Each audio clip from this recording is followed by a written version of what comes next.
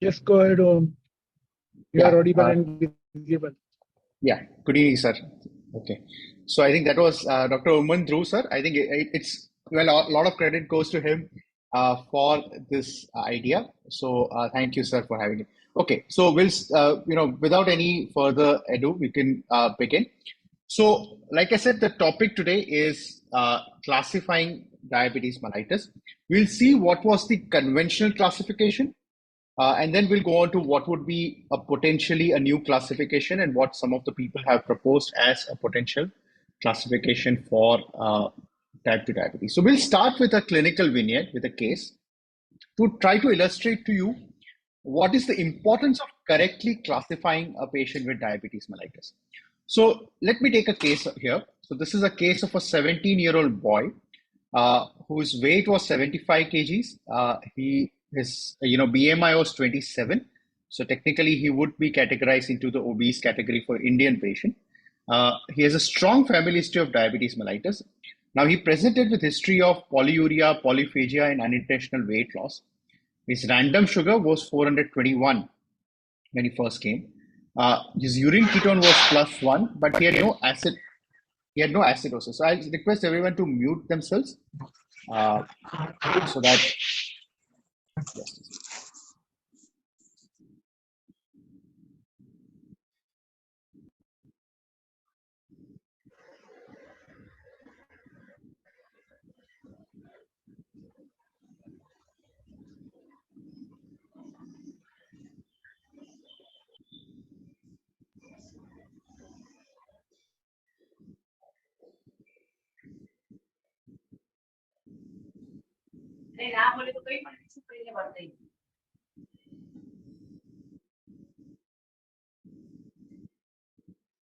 Sorry for that.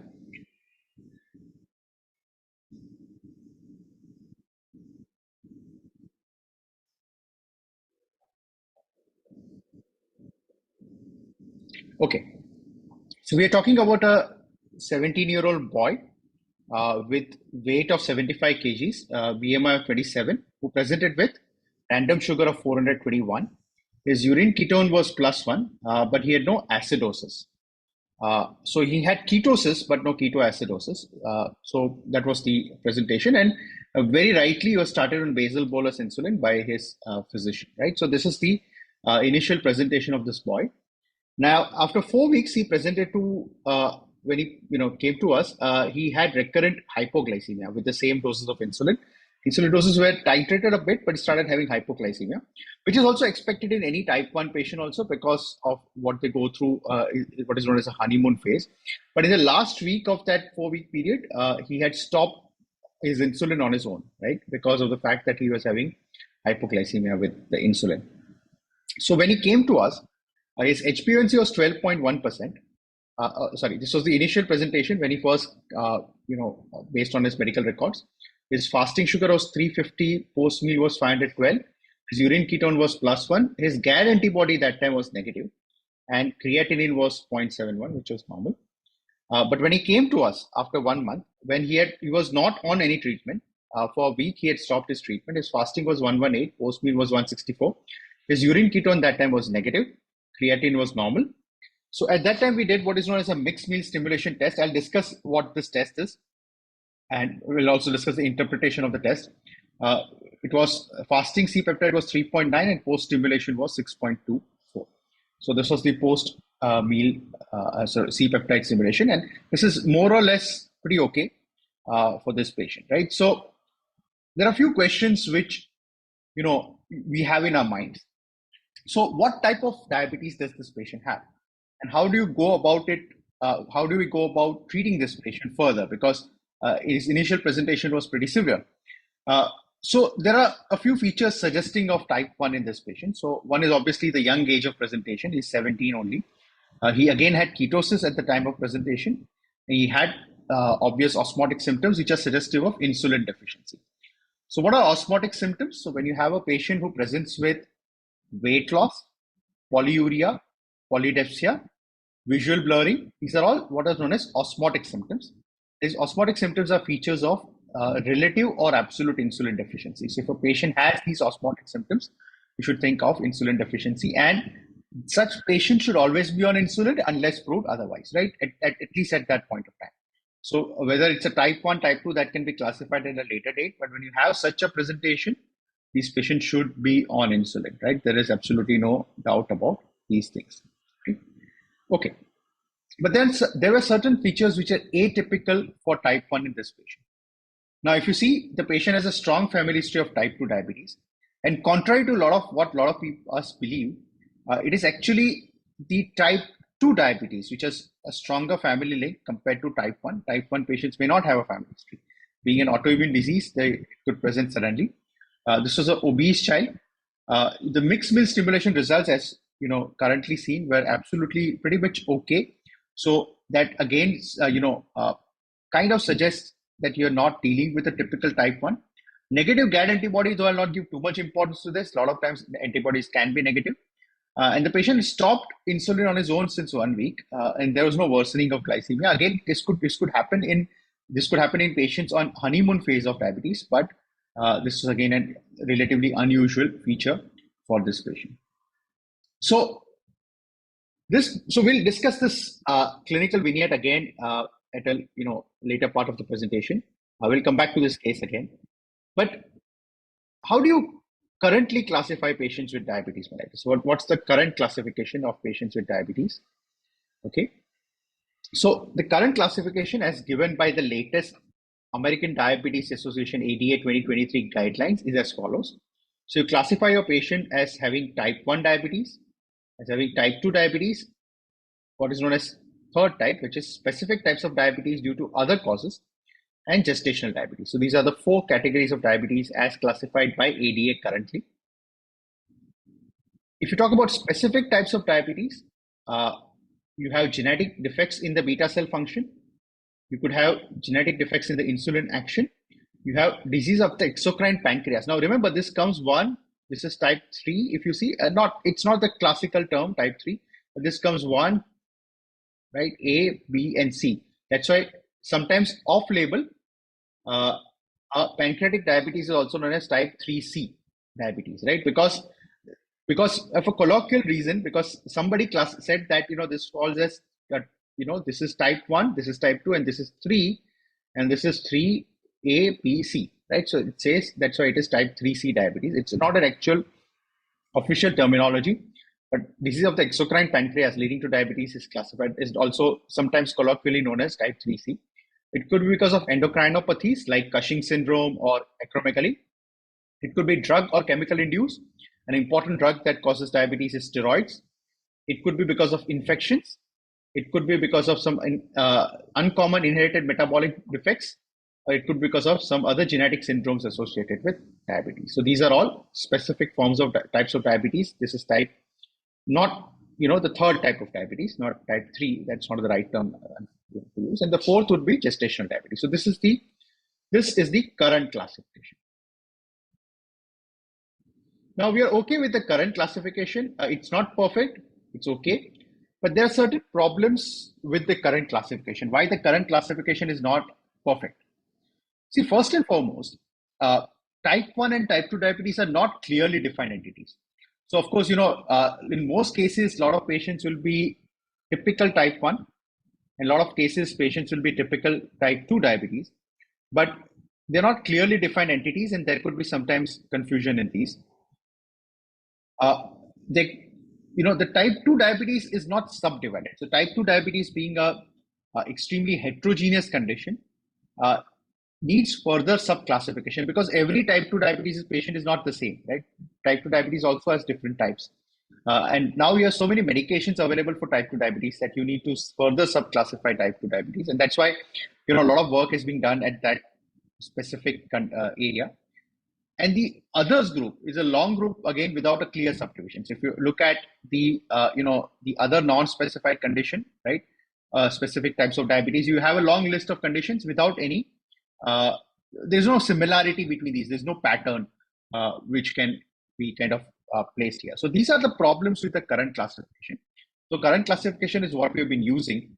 They are not strongly defined entities. That's the problem. They're loosely defined terminologies, and hence because of that, there are sometimes a lot of confusions in the terminology used by doctors, by patients, in clinical research, and so on and so forth. So it's not a very perfect classification, even though the classification has been existing for a long period of time.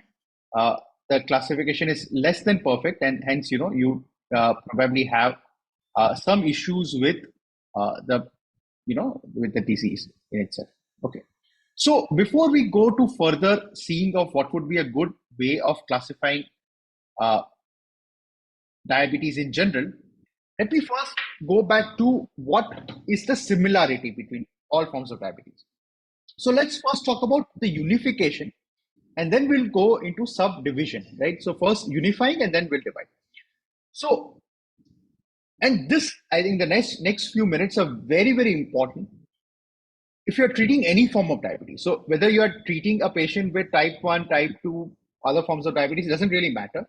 There are certain elements of diabetes that you need to understand, which is common. And that's why I'm trying to first talk to you about what is common, what is unifying, and then we'll talk about what is dividing the patients further. So what is the unifying theory for diabetes, right? What is the unifying theory for pathogenesis of diabetes? You all know about unifying theory in physics, right? But unfortunately, there's nothing like a true unifying theory. So they're not being able to come with, something which is perfect. But again, in diabetes, perhaps we could reach a situation where you could unify the understanding of pathogenesis of diabetes.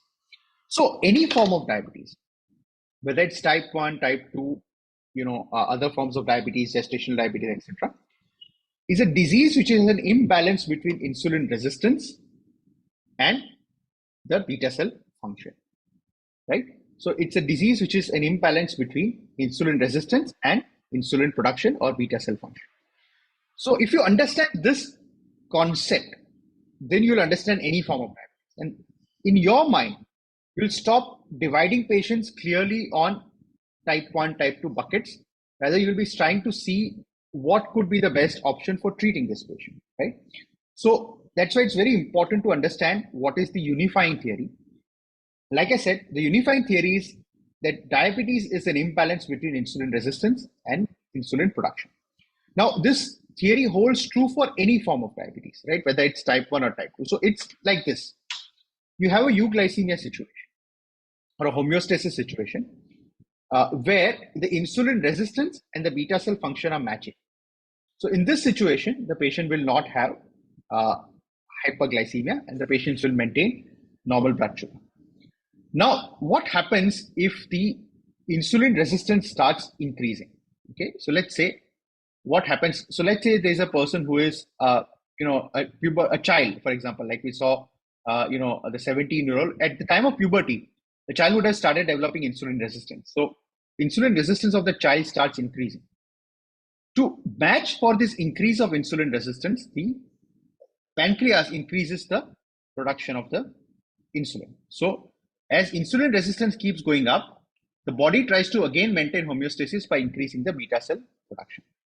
Now, a classic example of this is a lot of mice models are being developed for diabetes, to understand diabetes. And in a lot of these mice models, what they do is they remove the hypothalamic regions which produce satiety in mice. So they, surgically remove the regions where there is satiety. And they give unlimited food to this mice models, to this mice. So these mice keep eating. They keep eating and they keep eating and they keep eating. And hence, because of that, they keep developing insulin resistance, right? They keep becoming obese and they become insulin resistant. Now, to match this insulin resistance, their pancreas starts producing more and more and more insulin. So for a lot of extent, there are a lot of patients with perhaps, with who are destined to develop diabetes, but at that point of time might be euglycemic because their insulin resistance keeps increasing, but it is matched by increase of the beta cell function or increase of the insulin production, and hence the patient continues to remain euglycemic. Now, what happens when which situation hyperglycemia develops? So hyperglycemia develops in any situation where the insulin resistance is more than the insulin production. So again, like I said, you're talking about a mice model. So at some point of time, the beta cell function cannot further compensate for the insulin resistance. And at that point of time, the patient develops diabetes mellitus. So diabetes mellitus develops when the insulin resistance is higher than the beta cell function. Right. So this is where, so you would ask me, why does this also fit into type 1? I'll tell you the reason for that. Right. The same theory fits in any form of diabetes, whether it is type 1 or type 2. Right. So try to understand the current classification. Let's try to understand the current classification based on this unifying theory. So what is type 1 diabetes? So remember, type 1 diabetes is a situation where because of autoimmune destruction, the beta cell function is significantly reduced. So you have a autoimmune attack on the pancreas, on the beta cells of the pancreas. And because of this, the beta cell function reduces. So the patient may have normal insulin resistance. But remember, this is the balance, right? Insulin resistance, beta cell function. So patient has normal insulin resistance, but his beta cell function is low. So again, there is a mismatch. Because even if the patient continues to have normal insulin resistance, the beta cell function is less than what the normal person should have.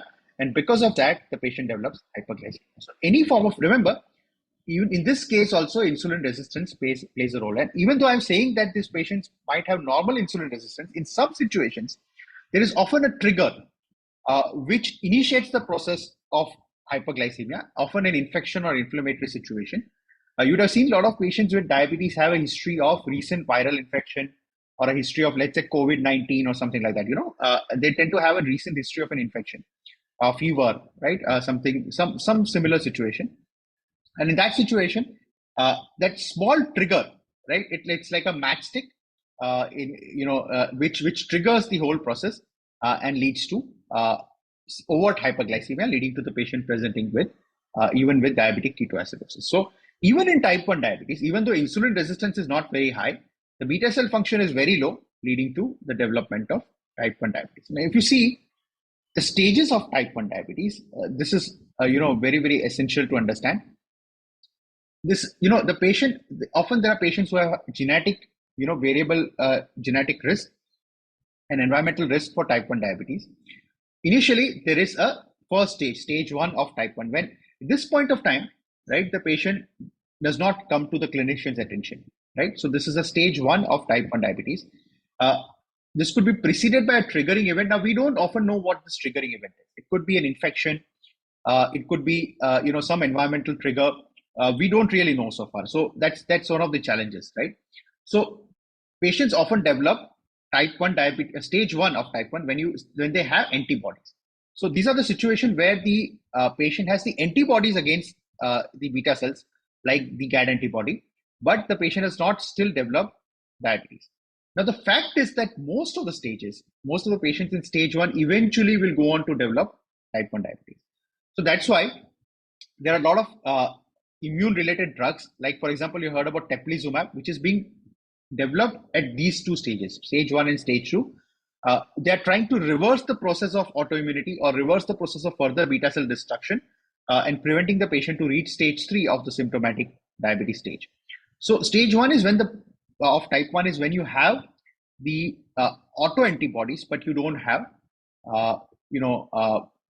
patient developing overt diabetes. Stage 2 is when they have dysglycemia, right? So they start developing some sort of pre-diabetes situation. And then stage 3 is when they develop overt type 1 diabetes, right? So this is the 3 stages which are there in a type 1 diabetes. So even a type 1 diabetes patient does not suddenly present, right? It goes through these stages. And these are the stages, like I said, you can use something like a teplizumab or some other newer agents which are being developed to prevent the patient triggering further into a symptomatic type 1 diabetes stage. Okay. Then what is type 2 diabetes? And let's look at type 2 diabetes as a spectrum. So let's first look at it as a pre-diabetes stage. So in pre-diabetes stage also, remember, there is relative euglycemia.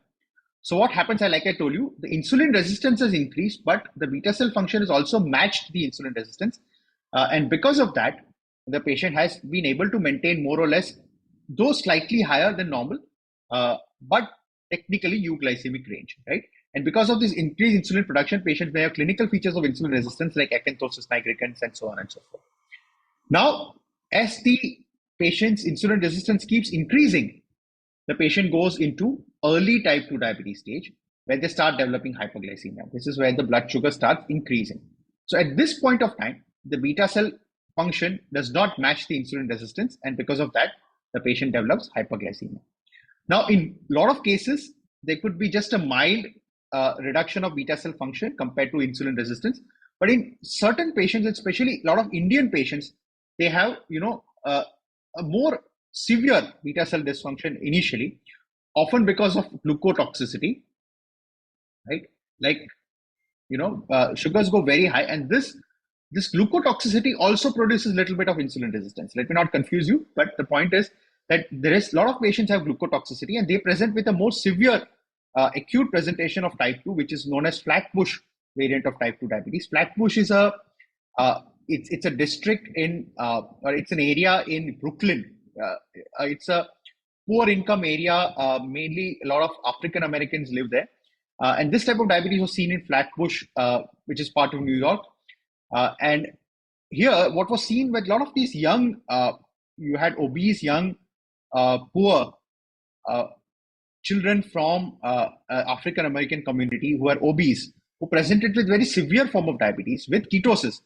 But later on giving them treatment with insulin, they actually started going into remission of diabetes. So this is, this is very similar to the first case we had discussed, clinical vignette, right? In fact, the clinical vignette is technically a Flatbush diabetes.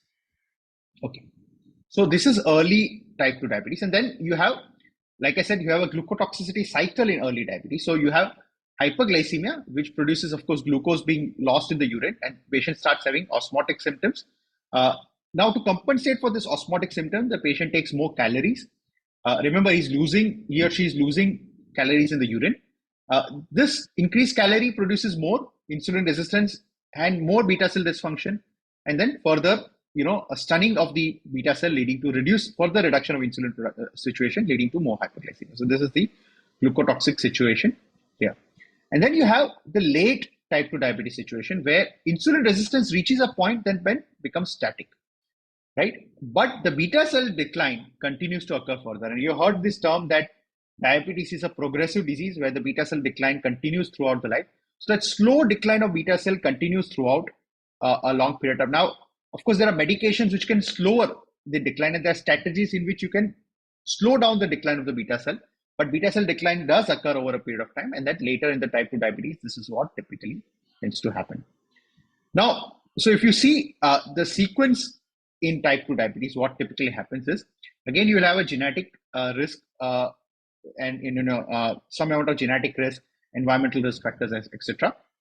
Initially, like I said, there is increased insulin production. So there is a compensation, and then this is where you have the pre-diabetes stage, and then there is this break which happens, and gradually the beta cell function starts declining, right? So you have this glucotoxicity, inflammation, endoplasmic reticular stress, and all that, which lead to this process, right? So, this is the broad type 1 and type 2, and this is a very nice picture which, signifies that. So what you can see here is, right, that's why, the idea, the point we are trying to see is that, it's a spectrum. It's not a, well-defined boundaries, but it's a spectrum of what typically happens, right? So again, very nicely seen. So, where do patients really fall into the spectrum? So if the patient is younger, more likely towards the type 1 spectrum, older, more likely towards type 2 spectrum. We know that. Again, non-obese, more likely towards type 1. Metabolic syndrome, more likely towards type 2, right? HLA DQB1, which is a HLA genotype where you tend to have more of autoimmunity and type 1, right? More likely to have type 1. Again, if your autoantibodies, more towards type 1. You have systemic inflammation, more towards type 2. You have T cell attack on the pancreas, more towards type 1. C-peptide higher towards type 2. Insulin requirement more towards type 1, right? So the point trying to make in this picture, it's a very beautiful picture, I think, which it's not a well-defined boundary, but it's a spectrum, right? I keep saying this again and again. It's a spectrum of disease, right? It's not, it's not buckets. These are spectrum, right? So this is why it's very important to understand that, you are dealing with a disease where there is a spectrum. There is no, of course, there might be some patient here who are, young patients, non-obese, HLA positive, autoantibodies, T cell with insulin requirement who are classical type 1. And then there are other spectrum where you have the other end of the spectrum. But a lot of patients will fall in the middle spectrum also, right? Somewhere in the middle, right? So that is what is type 1 versus type 2. Now, if you talk about the other forms of diabetes, right? What happens in gestational diabetes? Gestational diabetes has patients have poor beta cell reserve, right? But again, it is compensated in a non-diabetic state. So, again, just like we saw in early type 2 diabetes type of situation or pre-diabetes situation, there is increased insulin production. But what happens when the patient becomes pregnant? At this point of time, insulin resistance suddenly increases. And this exposes the poor beta cell reserve, and that's what leads to gestational diabetes. So that's why, you would have seen gestational diabetes occurs at 24 to 28 weeks, some cases earlier also, but it occurs later time because insulin resistance increases throughout the pregnancy. And as the insulin resistance increases, the patient is more, the beta cell, poor beta cell exposure is exposed and leading to the patient developing gestational diabetes. What happens in steroid-induced hypoglycemia? Again, same as GDM, but in non-pregnant individuals. So in this case also, what has happened is you are given glucocorticoids, right? And because of giving glucocorticoids, there is a sudden surge, there is sudden increase of insulin resistance, and patient's baseline poor beta cell reserve is unmasked, right? I think the right term to use here is unmasked by glucocorticoids, and that leads to the diabetes. And then pancreatic diabetes is easy to understand, right? Again, you have less beta cell population. So again, insulin resistance in these patients, if you see, of course, a lot of work done by CMC Vellore, where they found that insulin resistance is also higher in pancreatic diabetes. But overall, if you see, let's say insulin resistance is static, but you have removed the pancreas, or the pancreas has undergone beta cell, has undergone damage. The endocrine pancreas has undergone damage. So again, in same situation, you tend to have diabetes. So like I said, again, that imbalance of insulin production and beta cell, and the insulin resistance. What happens in COVID also? So COVID also, there are multiple factors at play. When we, a lot of us saw COVID-induced hypoglycemia. And again, you had insulin resistance, often because of inflammation, steroids, obesity, all these situations. And again, you had beta cell dysfunction also because of poor baseline beta cell function, but COVID-19 virus also induced a beta cell dysfunction. And hence, a lot of patients went on to develop diabetes or COVID-induced diabetes. And then lipotystrophy is a condition where this is exactly opposite of, I would say, diametrically opposite of type 1. So lipotystrophies often are genetic or autoimmune, and they have pure insulin resistance. So they don't have beta cell dysfunction, but insulin resistance is so high that their beta cell is not able to match up, and they hence go on to develop severe hyperglycemia or diabetes mellitus, right? Then what is Lada? Now I'll come back to the concept of Lada again at a later date to make it clear what Lada actually is, right? So I'll come back to this point again when we discuss, this subclassification again at a later date. But the point here is, like, if you saw this picture which I had shown you earlier, it's a spectrum, right? And Lada falls in the middle of the spectrum. So what technically is a Lada? Lada is technically a type 1 diabetes. It is, if in all, Lada is basically type 1 diabetes, but it's a slowly developing, it's a slow type 1 diabetes, right? So it's a slowly developing type 1 diabetes where the presentation of type 1 diabetes occurs at a later date, slowly. And because it occurs, the beta cell destruction occurs slowly, the patient initially could be treated with oral drugs, right? Or maybe mistaken to have type 2 diabetes because they do not have rapidly developing beta cell dysfunction, and hence they have slow beta cell dysfunction. And hence they often present after the age of 30. It's a type 1 which presents late, and hence it is known as Lada, right? And then what is MODY? MODY again is very simple, in fact, to understand. It's basically, I think a cluster of a term called monogenic diabetes, where you have a single gene defect, right?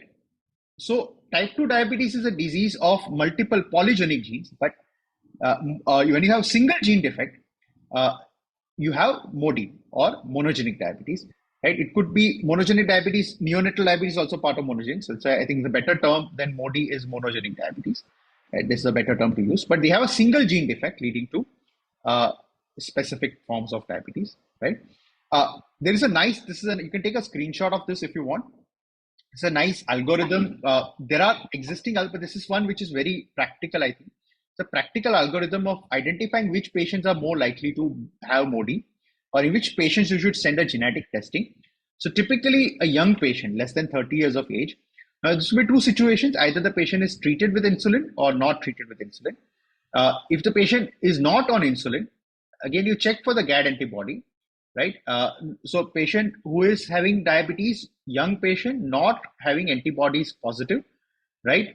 Negative for both, right? You can consider doing a genetic testing in such patients, especially if they have a strong family history, right? To monitor. But of course, need not do in all cases, but in such cases. But more importantly, if you have a patient on insulin, right, it would be a good idea to check the C-peptide. Here they've suggested urine C-peptide because there are reasons for that. We'll discuss. You could do a mixed meal stimulation test also. We'll discuss mixed meal stimulation. If the C-peptide values are low, again it will go in favor of type 1. But if C-peptide values are pretty reasonable, right, it could be then you look at the antibodies, and if the antibodies are positive, label as type 1. If antibodies are negative, then you could consider possibly going for genetic testing or monogenic forms of diabetes. So this is a good practical algorithm to possibly consider going for MODI diabetes. Okay. Why MODI is important? Because remember, MODI 1 and 3 treated respond well to sulfonylureas, and MODI 2 does not need any treatment, right? So, and MODI 5 can have CKD. So there are other forms of MODI. In fact, we recently diagnosed a patient with MODI 4. I'll discuss that case later. Right, so a young child with MODI 4, so that is something which you like. So now, before we go to the newer classifications, if you have any questions, I'll pause a little bit here to allow you to ask any questions if you have any, right? And then we'll move on to the the newer classifications. So I'll allow you to unmute.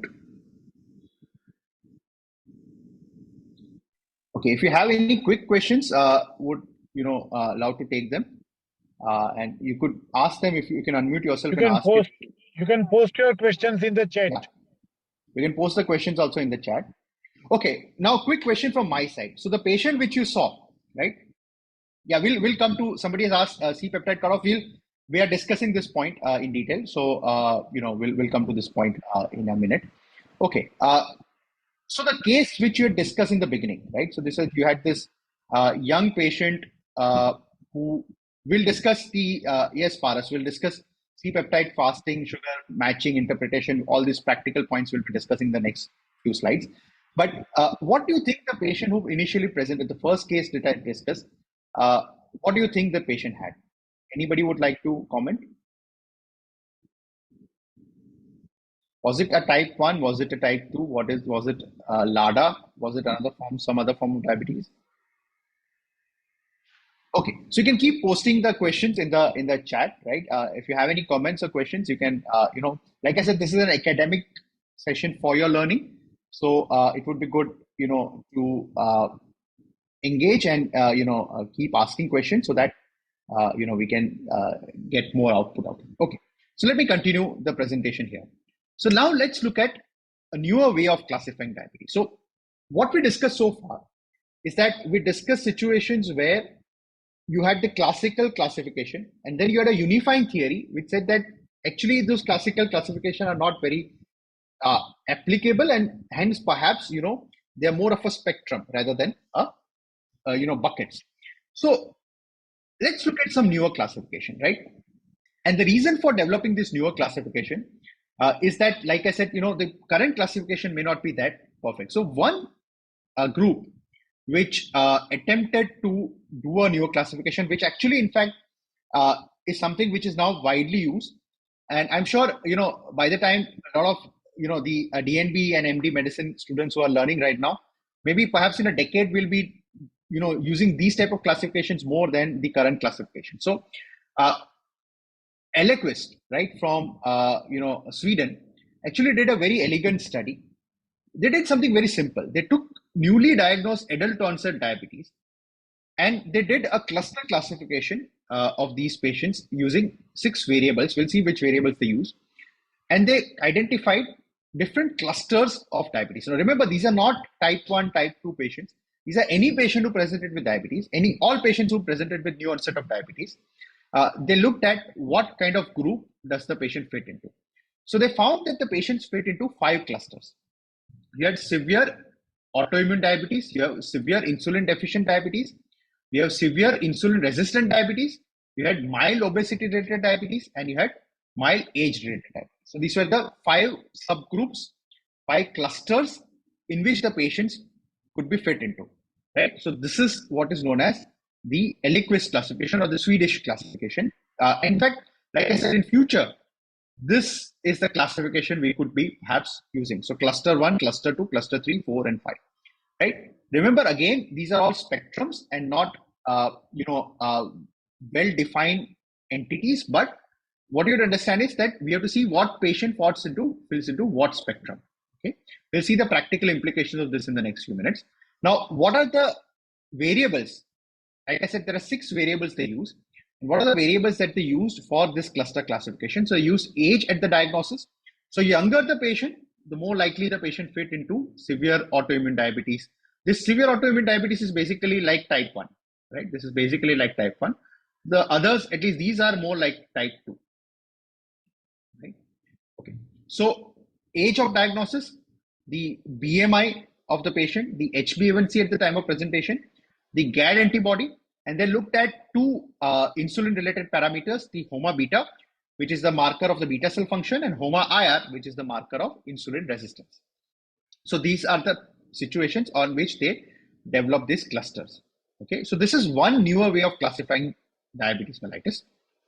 Like, we'll discuss all this in detail also. Let's look at the clusters individually. So what is severe autoimmune diabetes? So severe autoimmune diabetes is what in modern worlds we'll classify as type 1 or Lada. Here you had autoimmune destruction of the beta cells, right? So the patient, this is typically like a type 1 diabetes, right? I think that is simple enough to understand. Then you had severe insulin deficient diabetes. Now these patients had insulin deficiency, but autoimmunity was negative. So they were classified into cluster 2 instead of cluster 1. So, technically even a pancreatic diabetes could be classified here, right? So these are patients who are having beta cell dysfunction, but who do not have autoimmunity positive. So GAD antibody or other antibodies are negative.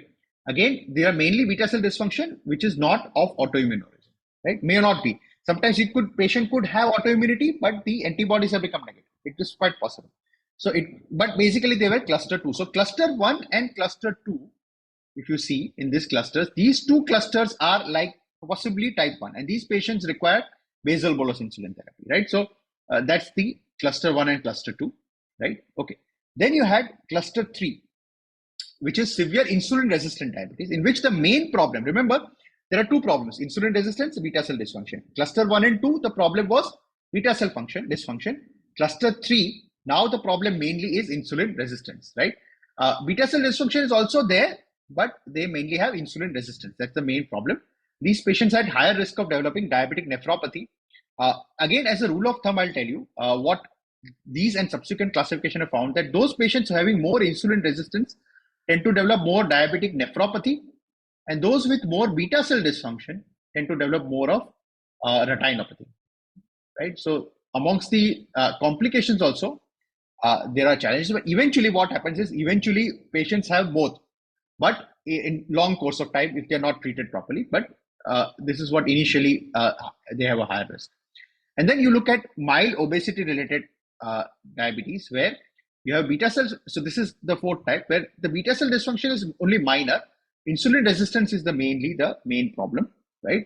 And then you had mild age related diabetes, where the slow, these are the situations where you have slow decline of beta cell function, which is not able to catch up with the insulin resistance, right? So this is a mild age related diabetes. Okay. Now, if you see these clusters, typically the most common cluster in the Swedish group was the mild age related diabetes, right? And then you had the other clusters which are quite similar. So 41% of the patients were in this cluster 5, because they tend to have a more aging population and a small aging population. So that's their cluster division. The others were more or less similar. So you had 14%. Remember, type 1 diabetes is very common in Scandinavian countries. So you had 14% in the type 1 typical type 1 cluster, and then you had another 14% in the severe insulin deficient diabetes, and then you had the other two groups again, in which case the mild obesity related diabetes was the larger amongst the other groups, right? So this is the cluster division amongst the Scandinavian patients. Now, what Dr. Mohan did was, from Anjana and Mohan, what they did was, they did a similar study in Indian patients. This is the interesting part. So they took the data from the ICMR Indian Diab study, which if you had seen, they have recently published the whole series of the entire data.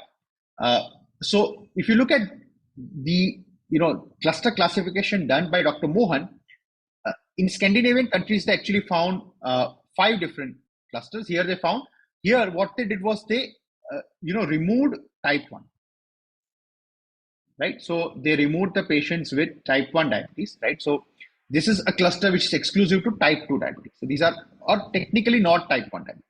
So these are not type 1. So they excluded patients with type 1 diabetes. And the other diabetes, the type 2 diabetes, they found 4 different clusters. So technically, if you include type 1, it becomes the 5th cluster. So these are 4 different clusters. Here you have severe insulin deficient diabetes. You had insulin resistant obese diabetes. You had CIRRD, which is a unique cluster. This is unique, right? This is the unique cluster, okay, which is combined insulin resistance and deficient diabetes. And you had mild age related diabetes. So MARD, which is the same which you saw in the Scandinavian cluster. So these were the 4 clusters which was seen in patients with type 2 diabetes. Okay, so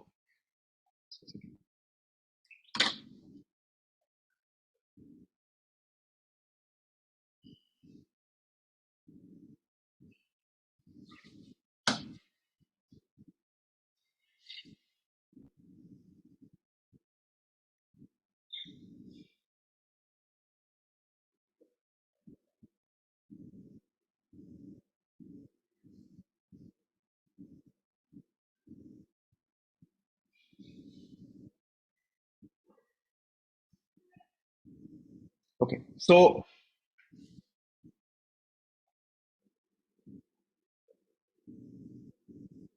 yeah, so these were the clusters which was defined by Dr. Mohan. Right now, I'll discuss. I request users not to annotate on the screen.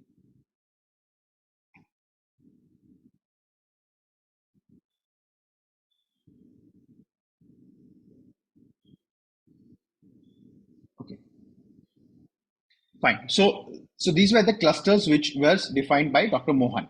Okay, and they divided into these 4 different clusters of type 2 diabetes. Now, again, what was the parameters? We'll come to the yeah. So they again use similar parameters for classification. Yeah. So they also use similar parameters for classification. In this case, the parameters which they use was age. They use BMI. They use the triglyceride levels. They use the HDL levels, and very interestingly, they also use the waist circumference. They also use C-peptide, fasting, and stimulated. Right now, the C-peptide they said is optional, right? So they use this fasting and stimulated C-peptide, but these C-peptide values are optional. In fact, if you read the paper, they say that you could do the cluster classification without the C-peptide also. So that is something which is different, right? So if you talk about, again, I think and remember this, a few caveats here. This is for newly diagnosed type 2 diabetes. This is not for patients who are having existing diabetes, because remember, these clusters are very fluid. The patient's cluster may change when the patient is on treatment or not on treatment. So this could be affected, but so these are mainly the clusters at the time of diagnosis. Okay, and then another very good way of classifying, newer way of classifying type of diabetes in all is what is known as a beta classification. In fact, this is a type of classification that I personally use in my practice, right? So A beta classification is very simple. Right? It's very similar to what the other clusters that you saw, but it's a simplified manner, right? So A beta is two things. You have A, which is autoimmunity, and B is beta cell function. So A plus B minus, that is autoimmunity is present and the beta cell function is negative. There is no beta cell function. This is a typical type 1 diabetes. So autoimmunity is present and beta cell function is not there. Then you have autoimmunity which is present and beta cell function which is also present. So patient has autoimmunity, but the beta cell preservation is there. This is a slowly developing type 1, which is known as the Lada. Then you have A minus, B minus. So autoimmunity is negative, but the beta cell function is also negative. There's no beta cell function. This is what is known as the cluster 2, which is seen in by both Dr. Mohan. Remember, this is Dr. Mohan's cluster 1, and this is the Swedish classification cluster 2, which is severe insulin deficient diabetes. So these are situations where you have beta cell function is not there, but antibody is also not there. Is pancreatic diabetes? Remember, this pancreatic diabetes also can fall into this category, right? And then you have A negative, B positive. That means you have autoantibodies are negative and beta cell function is preserved. This is a typical type 2 diabetes, right? So this is what is known as A beta classification. This is technically, it was developed for ketosis prone diabetes, but can be used in any form of diabetes also. So your routine diabetes patient, I picked, in fact, if you had to use one practical cluster, this is the one you should consider using, right? So this is the A beta classification for diabetes mellitus. Remember, type 1 diabetes also can be sub-classified into different forms, and this is what I was coming to. We have three forms of type 1 diabetes. You have acute onset type 1 diabetes. This is the most common form of type 1. Then you have what is known as SPIDDM, that is slowly progressive type 1 insulin dependent diabetes. This is what is actually Lada. I'll show this picture here also. And then you have fulminant type 1 diabetes, where you have rapidly developing type 1, and the autoimmunity, the antibody also disappears very rapidly. So hence, these are a lot of these patients actually would go into the Scandinavian cluster 2, or perhaps will be misdiagnosed as type 2 diabetes based on Mohan's cluster, right? So these are all fulminant type 1 diabetes, right? So what typically happens, if you see this is the fasting glucose, and this is the insulin demand. And in fulminant type 1 diabetes, as you can see, there is a sudden dip in the insulin production, and the insulin demand is suddenly high. Acute type 1, there is slightly slower. Lada, it's actually a slow process, like a curve, right? And again, in terms of the blood sugar rise, in a Lada, it's a gradual rise, but in acute and fulminant, there is a sudden rise in the blood sugar. So these are some sub-classifications of type 1, which also can be considered, right? So this is, what we discussed so far was, again, all theory. Now we'll discuss the practical aspects. So there are a lot of people who ask me the question on how do you do the classification, how do you do the C-peptide values and all that. So all that we'll be discussing in the next few slides here. Okay, so how do you classify your patient, right? So let's say a patient comes to you. Now this is the most important aspect. Where do you put your patient into, right? So you look at three things, right? So, and I think the best way, like I said, would be A beta classification. So your patient should fit into the A beta classification. So whether the patient has autoimmunity and whether the beta cell function is present. So you look at the clinical cues, you look at the mixed meal stimulation test, and you look at autoimmune markers. So these are three things you should be looking at when you're classifying the patient. Okay, so let's look at a clinical case to see how would be the best approach for this, right? So this is a 25-year-old male patient, right, with weight of 96 kg, height of 180 centimeter, right? No history of polyuria, polydipsia, or weight loss, so no osmotic symptom. Random sugar is 280, HbA1c is 10.2, urine ketones is negative, right? Strong history of diabetes, and GAD antibody is negative, right? So broadly, this patient would, if you see, be classified into most autoimmunity is negative. What about beta cell function? That is, of course, we are yet to check, but more or less looking at the presentation, you are looking at a more typical type 2 patient. Okay. So we did further lab evaluation for this patient. Fasting is 260, post meal is 312, HbA1c is 10.5, 10.2, triglyceride is this, LDL, HDL, you can see. and urine microalbumin, creatinine. So these are the values you can see in this patient, right? So a lot of patients will most of us will agree that this falls into a typical type 2 patient, right? And why I'm showing this case, because it contrasts the first case, right? We'll discuss. So here, the questions are, what type of diabetes does it have? What kind of treatment would you offer? And what kind of things you could do to prevent his complications, right? So again, if you see in this, right, is it type 1? If it is type 1, if there's an antibody positive, and what is rapidity of the progression? If it's type 2, which cluster he fits into? Now here is where the cluster classification fitting is important, right? Remember, why again we know it's not type 1, right? Could it be MODY? Probably not. Strong family history is not there. Presentation is more, it's a obese patient, right? So presentation is more like type 2. So which cluster will fall into? Does he need insulin? Which OAD would be right for him? These are the questions. Could it be other causes? Could be Cushing's, right? You need to see the patient clinically and look at the other causes. So this is the idea. So we have developed, this is an academic discussion, but just to show you what we have, kind of doing in this field.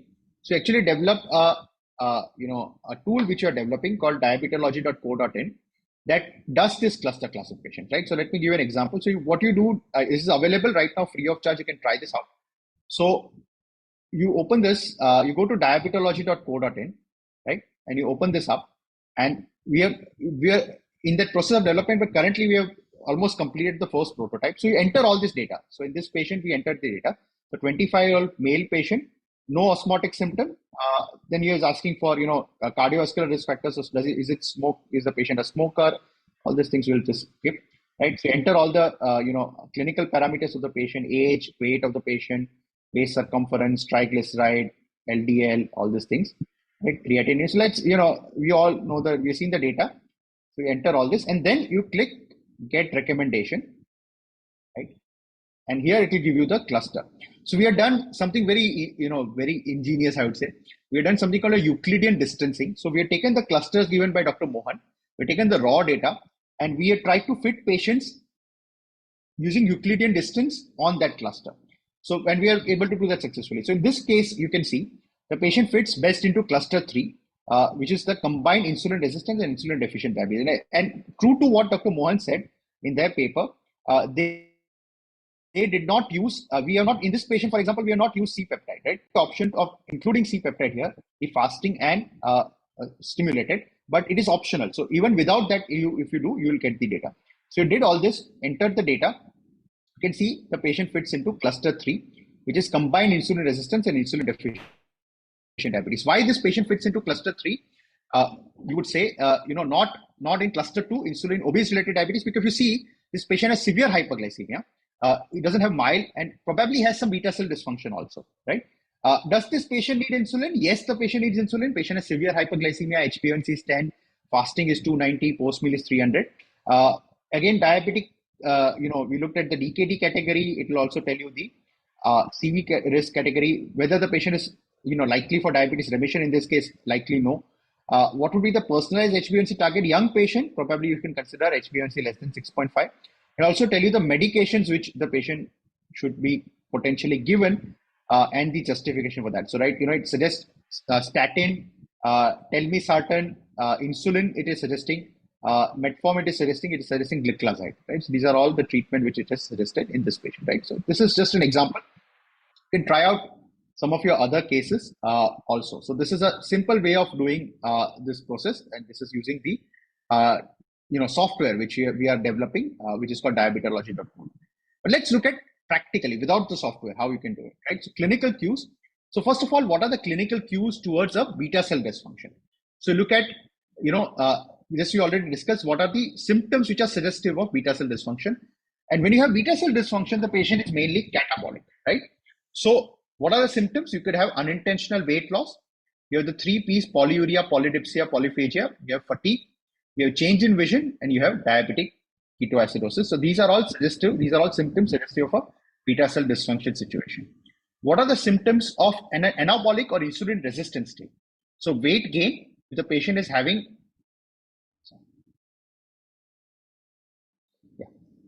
patient is having weight gain, patient is having central adiposity, patient is having acanthosis nigricans, fatty liver, heart failure with preserved ejection fraction. These are all what I would like to call is an anabolic state, or situations where you have more of insulin resistance as the predominant feature, right? So these are the things. Then second, you do as a mixed meal stimulation test. Now this is where a lot of you ask this question. So this is the answer. So you look at how do you do a mixed meal stimulation test? You initially measure the fasting blood sugar and the fasting C-peptide.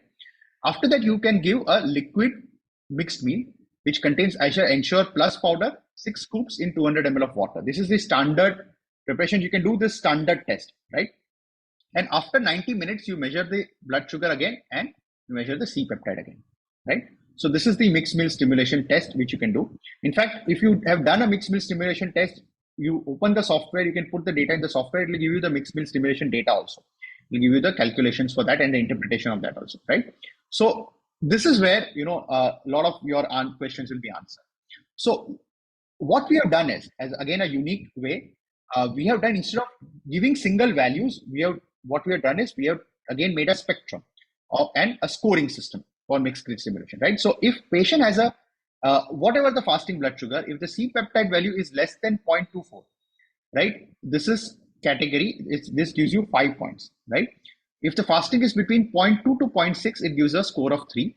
And if it is 0.6 to 0.1, it gives a score of 1. And if it's more than 1, it is 0. That means this is normal, right? Or I would not say exactly normal, but it is, probably more towards type 2.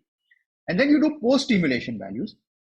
Again, post-stimulation less than 0.6 is very severe, right? In fact, you can do a random C-peptide, and random C-peptide less than 0.6 is almost certainly suggestive of type 1, right? Then you have 0.6 to 1.5, score of 3, 1.5 to 1.8, score of 2, 1.8 to 3.3, score of 1, and more than 3.3, score of 0. So more than 3.3 post-stimulation would suggest a stimulation test which is normal, right? Or more towards type 2, but does not show beta cell dysfunction. So a lot of you ask this question. You can take a screenshot of this, save it, stick it on your thing, right? If you don't want to do that, you can use the software also, right? So you can put this data and that will give you the data, right? So basically, the higher the score, right? Higher the score, more likely you are to have type 1 diabetes, right? So again, if the score is more than equal to 5, it is suggestive of type 1.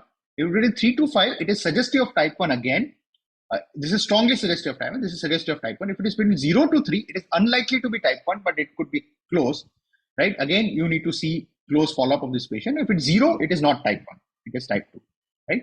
So again, let's say if the patient has a fasting value more than 1, fasting C-peptide, and the post-meal C-peptide more than 3.3, it is more or less not type 1, it is type 2, right?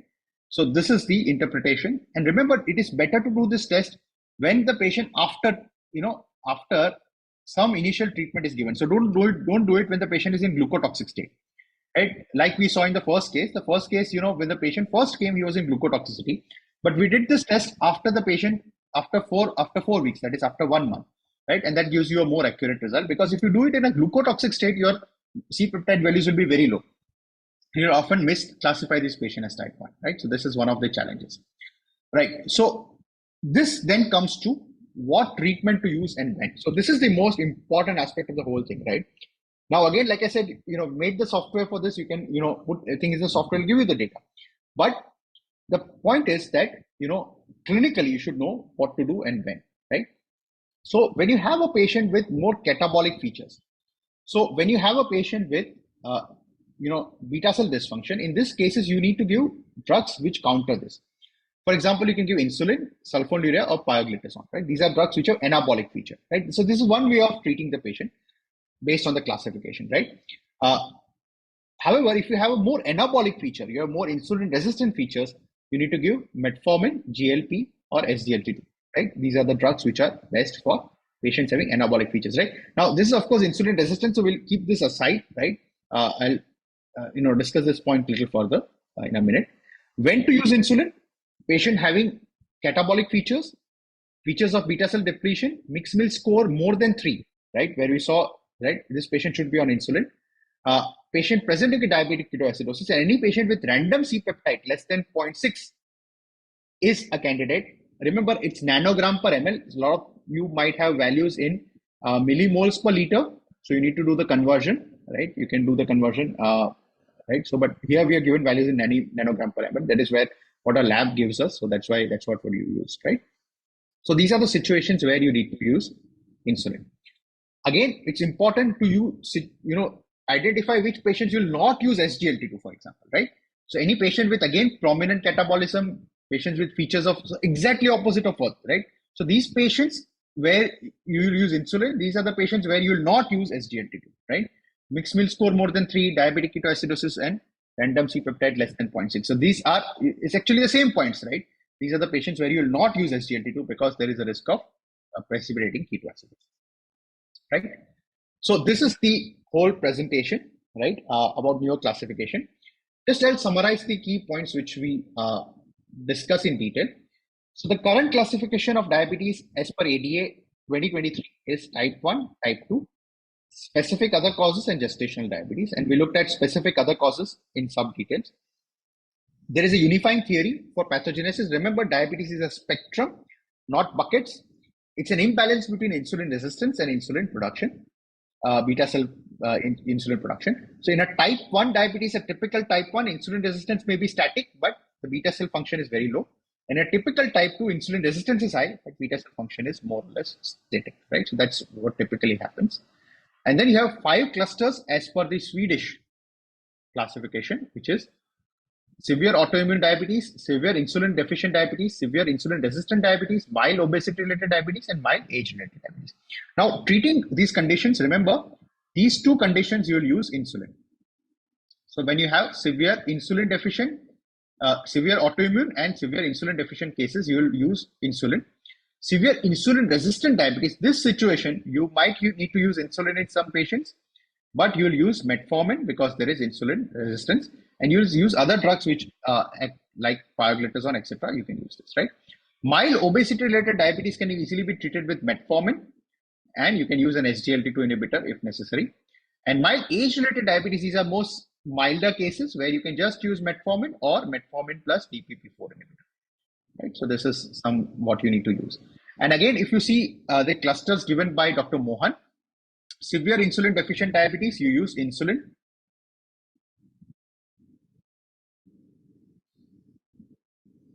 Right. So this patients you use insulin, right? Severe obese, right? Insulin resistant obese diabetic, similar to the Eliquis group, you can use metformin with SGLT2, right? Combined insulin resistant diabetes, this is where you might need insulin, but a lot of these patients, Indian doctors often use sulfonylurea also, so it's a good place where you use SUs.